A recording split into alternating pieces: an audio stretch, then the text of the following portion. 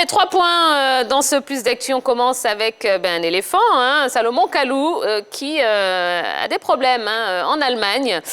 Donc hier, Salomon Kalou a tourné une vidéo sur Facebook Live. On le voit montrant des coéquipiers. Et il en a aussi profité pour présenter son bulletin de salaire en s'amusant d'avoir été payé alors qu'il n'a pas joué.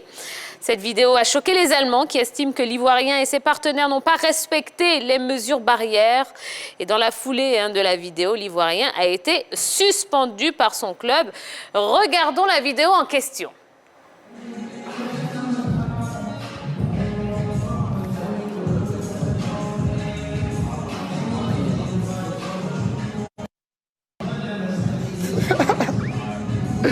What's up, bro?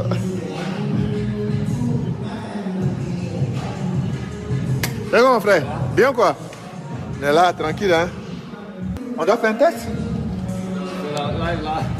Ouais, les Ivoiriens. Voilà. Côte d'Ivoire. Salut, salut. Ça va? Béka, Miguel. Okay.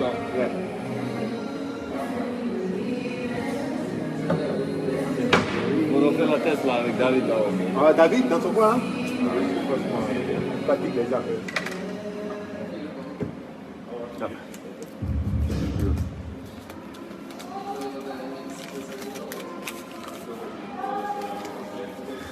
C'est mal, c'est... Regarde bien ton salaire là, parce qu'ils ont pris. Il y en a qui ont pris 15 points. Non. Il y en a qui ont pris 12, il y en a qui ont pris 11. À lui, qui ont pris 12. Fais, amène, toi? 12? 15? Non. Why they like this? To me, they took 11%. I need to check. Ça, c'est la feuille, la fiche de paye. Au moins, même si on s'entraîne pas, on joue pas, ils nous ont payé, tu vois.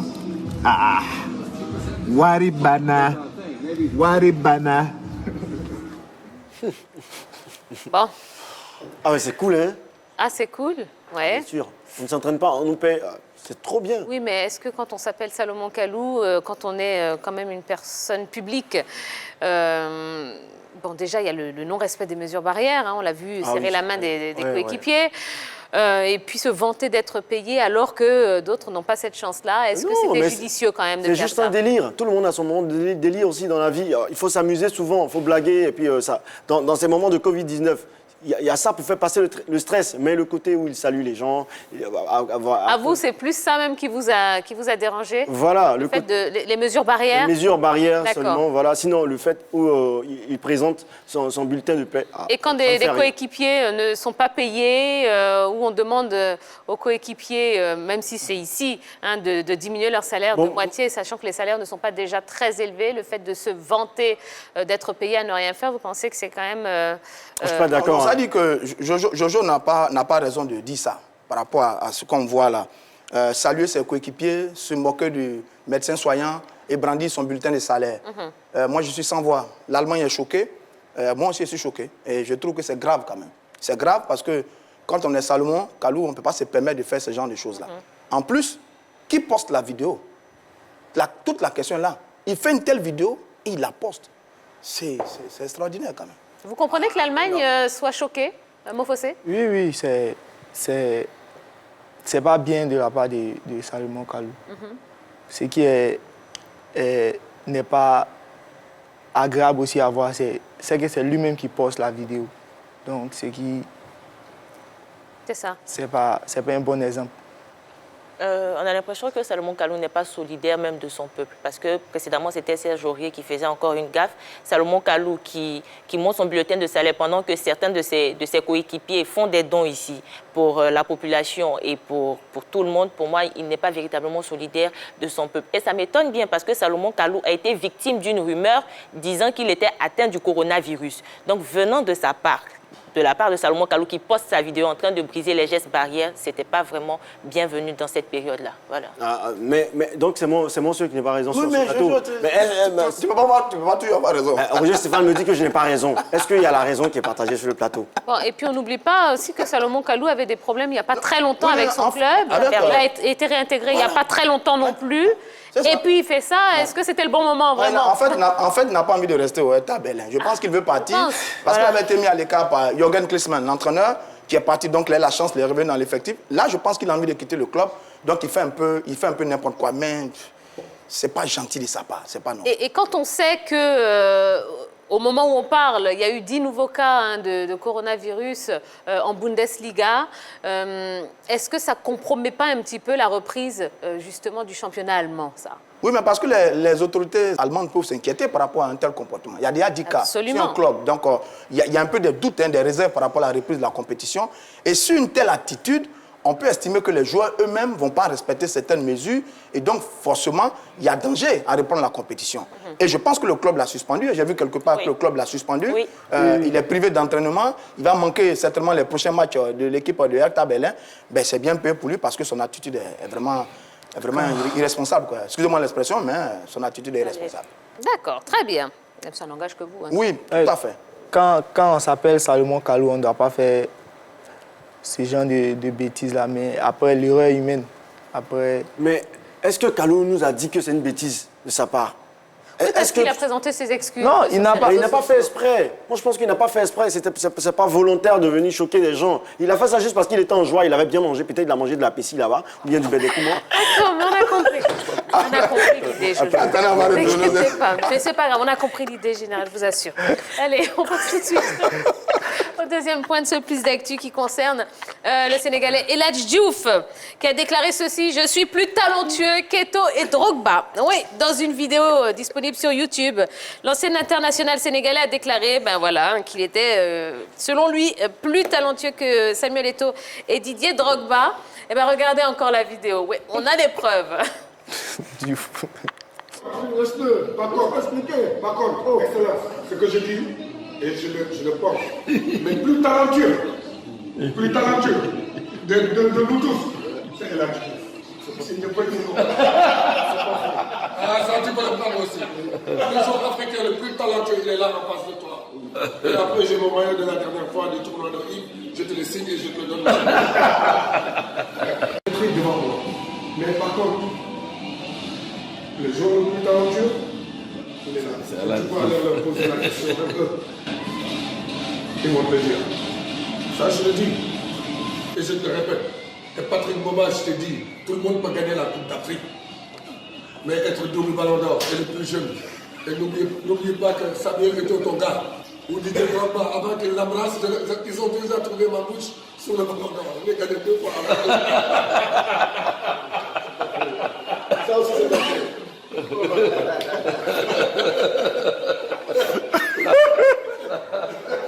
Bon, mais en tout cas, il s'amuse bien aussi, El Hadji Diouf.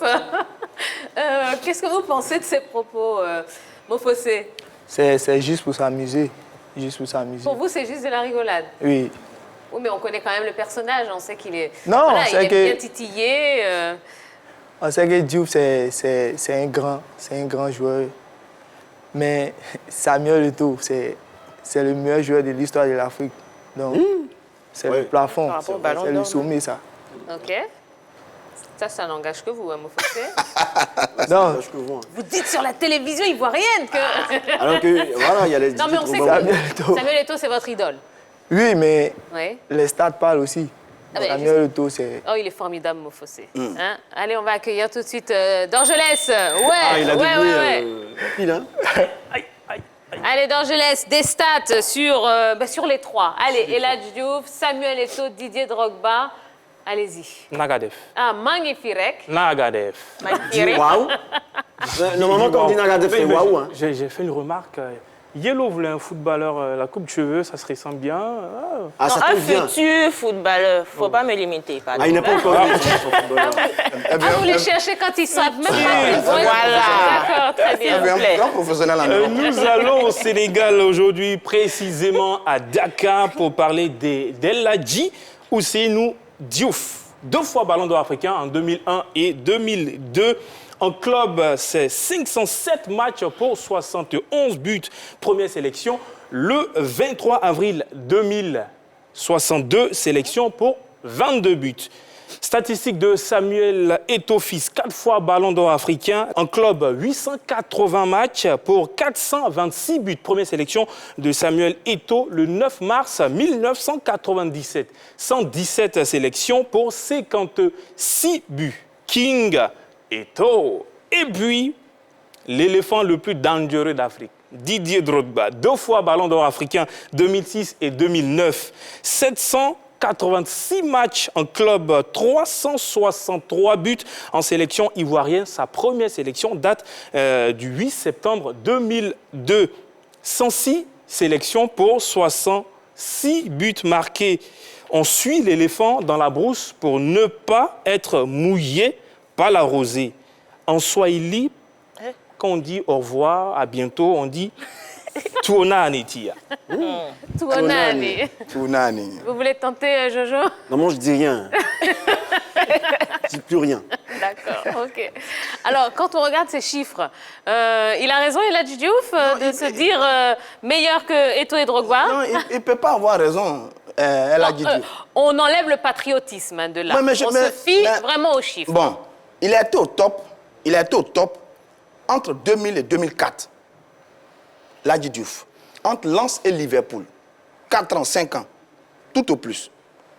Eto'o. Entre Mallorca en 2000 et 2011 à l'Inter, ça fait 11 ans. Eto'o a été au top pendant 11 ans. Didier Drogba, entre Guingamp 2001 et Chelsea 2012, lui aussi il a été au top pendant 11 ans. On ne peut pas les comparer. En plus, Eto'o et Drogba ont une aura et un rayonnement que Eladji Diouf n'a pas. Donc, à sa période, à son époque, justement, quand on parle de ces 5 années, Eladji Diouf, c'était quand même la référence du football africain. Ça n'a duré que 4-5 ans. Il n'a pas duré. Il s'attaque aux grands. Drogba et Eto'o sont pas... Diouf n'est pas au niveau de Drogba et Eto'o. Un joueur, ça s'étend dans la continuité. Il ne faudrait pas s'arrêter seulement qu'à 1 an, 2 ans pour briller, et puis après, pas. Bon, mon frère, il faut nous ramener seulement une Ligue des Champions. Et puis on va discuter, et puis on va manger le chip ensemble. Voilà. C'est un joueur que nous tous on admire parce qu'il était très très talentueux. Oui. Mais s'attaquer à Drogba et Eto'o, c'est... Ouais. Je veux dire, c'est ça qui est juste. C'est un très bon joueur. Technique et tout le reste. A fait une superbe année 2002 avec l'équipe du Sénégal. Coupe du Monde, finale Cannes, etc., etc. Mais Drogba et Eto'o, ces deux-là, ces deux monstres sacrés du football africain, deux joueurs que le continent n'oubliera jamais. Jamais. Voilà, parce que Eladji Diouf, moi je l'ai connu, mais il n'a pas trop brillé parce que notre télé était blanc-noir. Voilà, c'était en blanc-noir, donc du coup... On le voit pas bien vu ses faces. On le voit pas bien. On voit juste sa tête là, avec quelques trilles. Pas bien. Alors qu'avec Drogba, la télé était vraiment en couleur. On voyait tout ce que... C'était plus facile. C'était plus facile de voir. Exactement, on comprend bien. Allez, on parle maintenant, dernier point de ce Plus d'actu, donc on parle de Megan Rapinoe. Et Megan Rapinoe, qui a de grandes ambitions, puisque dans des propos relayés par des médias européens, eh bien, la footballeuse américaine a déclaré ceci. Le ballon d'or, c'est la consécration. J'ai un ballon d'or comme Zidane ou Ronaldinho. Par ailleurs, j'aimerais devenir la première femme à jouer en catégorie masculine, si possible au Real Madrid ou au FC Barcelone. Alors, est-ce que vous pensez que son influence peut lui permettre de réaliser, puisque c'est un rêve, donc est-ce que son influence peut lui permettre de réaliser ce rêve? Yellow. Elle n'a qu'à dormir encore. Elle va jamais, pour le moment, elle ne peut pas réaliser ce rêve-là. Mais à un moment, il faudrait qu'elle redescende. C'est vrai qu'on l'admire pour ses combats par rapport aux minorités et tout aux États-Unis, mais à un moment, il faudrait qu'elle soit réaliste et que cela ne lui monte pas trop à la... Donc, voilà, je veux dire, elle manque un peu d'humilité par moment, cette star du football féminin. C'est un peu dommage. C'est vrai qu'elle a du talent, elle fait rêver un peu au niveau du football féminin, mais là, son rêve m'a l'air un peu difficile. En plus, elle veut jouer au Real et au Barça. C'est le top des tops, hein. C'est les meilleurs clubs au monde. C'est un peu de la prétention. Moi, je l'aime bien parce qu'elle mène de gros combats là-bas aux États-Unis. Mais là, par exemple, elle manque d'humilité. Je pense vous dites qu'elle n'a pas le niveau pour jouer au Real ni au Barça? Non, elle n'a pas le niveau. Elle n'a pas les aptitudes pour jouer au Real ou au Barça. Pourquoi? Le niveau de compétition est très élevé. Elle ne peut pas jouer au Real. Trop élevé, pourquoi? Pour une femme? Oui, pour une femme. Il faut qu'on le dise clairement. Oui, pour une femme. Par rapport aussi au club qu'elle a fréquenté. Tia, vous savez ce que ça représente de jouer au Real et au Barça? avec le niveau des joueurs qu'il y a là-bas. Allez-y, expliquez-moi. Bon, Tia. je vais m'arrêter là. Je passe la balle à Yellow. Tia. Le FC Barcelone a une équipe féminine. Donc, elle peut bien jouer là-bas, mais de surcroît, aller jouer dans une équipe masculine de Barcelone, non, c'est pas évident pour elle. Pourtant, excuse-moi Yellow, nous au quartier, on joue avec les filles. Avant, on jouait avec les filles. Nous, on les bourreaux. On joue, voilà, mais c'est comme ça. Tu n'as jamais entendu bourreau? Si. Massé. Pour ceux qui nous suivent, d'accord, Massé. Oui, là, je n'ai pas tout compris, mais bon. Massé, c'est tacler un joueur. Voilà, faire mal à un joueur. Okay. Les gens qui sont à la maison savent de quoi je parle. Hein. On dit bourreau, il y a te bourreau. On joue avec ces filles-là, mais Megan Rapinoe, excuse-moi, hein, Yellow, moi, j'aime pas ce Megan Rapinoe, Yellow. Non, je dis excuse-moi parce que je t'ai pris la parole. Excuse-moi, moi, j'aime pas D'accord, très bien. Alors, Megan Rapinoe, qui a également envie de se lancer dans la politique, puisqu'elle est allée voir Joe Biden, vous savez, le candidat démocrate, qui se présente donc à la présidentielle américaine, et elle lui a dit qu'elle aimerait bien être sa colistière. Est-ce que vous pensez que Megan Rapinoe et la politique, ça peut marcher, ça peut coller? Ça peut marcher, mais son seul problème, c'est le président américain, Donald Trump. Elle a dit qu'elle voulait faire sortir ce maniaque, selon ses propos, ce maniaque de la Maison-Blanche. Donc, s'il n'y avait pas Donald Trump, je ne pense pas qu'elle veuille s'intéresser à la politique. Mais puisqu'il y a Donald Trump et qu'elle est farouchement opposée à ce président-là, je pense qu'elle aura peut-être une belle carrière dans la politique, vu qu'elle représente aussi une partie de la population qui se retrouve en elle, les minorités noires, par rapport aussi au genre sexuel et tout. Donc, elle ferait une bonne carrière dans la politique. Mofossé, alors, vous accepteriez d'avoir comme coéquipière une femme? Non. Même si c'est Megan Rapinoe? Non. Le football, il y a le football des femmes et des hommes. Mais c'est quoi la différence? Ça se combien de pieds, le football des femmes? Non, le rythme, elle ne peut pas. Le rythme, elle ne peut pas. Faut dire que tu seras distrait, tu vois? Non, pourquoi? Faut dire non. Tout sauf ça. Elles peuvent. Comment t'es On distrait? avec des filles avant au quartier. Toi-même, tu sais. Comment t'es Bien distrait? sûr. Mais oui. où tu jouais au quartier, tu jouais au ballon. Mais on parle de football. Donc c'est C'est pas même chose. Eh ben voilà, il a Eu sa tout dit. réponse. Voilà. Eh ben, vous savez quoi? La Non, différence entre on ballon ne et répond même football, pas à c'est ça. On ne répond pas. Voilà. Je vais vous laisser le temps de la pub pour vous remettre de cette punchline. OK? Ah là, c'était un tacle, un vrai tacle. Allez, on va laisser passer donc une toute petite page de publicité. On se retrouve juste après. Il y a plein de belles choses qui nous attendent dans cette grande team. Bizarroïd, Sabuzz et le débat. On va parler des salaires en Ligue 1 ivoirienne. Où en est-on justement dans cette baisse de salaire qui avait été proposée? Eh bien, on vous explique